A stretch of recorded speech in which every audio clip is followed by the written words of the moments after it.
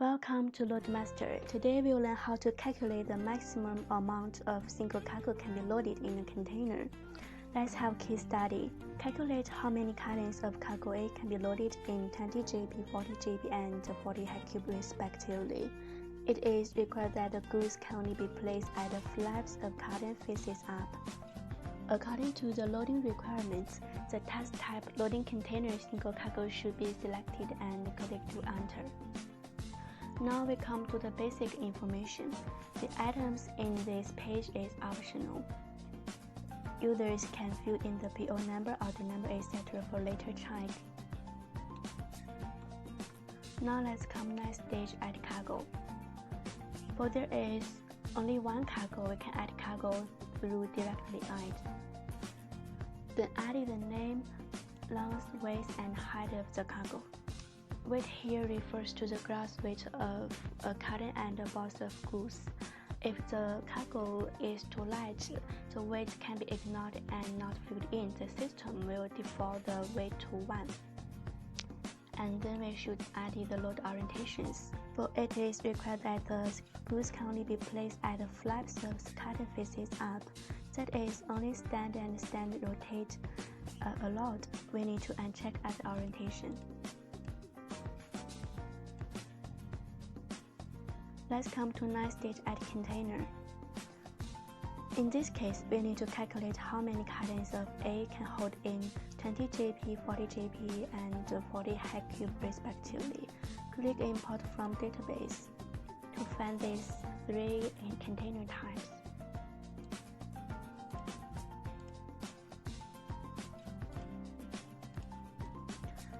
Then we should add the size of corner casting and reserved size. The size of corner castings is 10 multiply 10 multiply 10 centimeters. Precautions for setting the reserved size can be found in the guidance documentation. Next, set the loading rules. For there is no special loading demands, we needn't change the default values in this page. Click Optimize to get the loading plan. The system will calculate how many boxes A can be loaded in 20 JP, 40 JP, and 40 H³ respectively. Click the container name. You can see the three-dimensional loading overview of each container. On the right side of the figure is the statistics of the goods. It can be seen that there are 1909 in 40 H³ and 1718 in 40 JP and 728 in 20 JP. Click the play button in the upper left corner of the figure. We can see that the goods are loaded in the order from left to right, which is not in accordance with the convention. In order to make the loading step in line with the on-site operation habits, it is necessary to set the max section size. Now we come back to the loading rules page.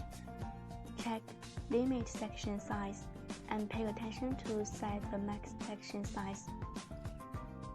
This parameter does not change the loading results, only the loading steps. Limit section size means that when LoadMaster generates a plan, the loading length of each step in the loading plan is restricted to not exceed the site size. In this case, we use a system default value of 2 meters and recalculate. Looking at the loading steps, it can be seen that the goods are loaded from the innermost part of the container to the outside. This loading sequence is reasonable. After the scheme audit is completed, you can click Check Task to get on-site loading by mobile platforms, and click Generate Loading Report to download the tables you need to make the packing list and custom declaration. More details, please refer to the guidance documentation. Thank you for watching. See you next time.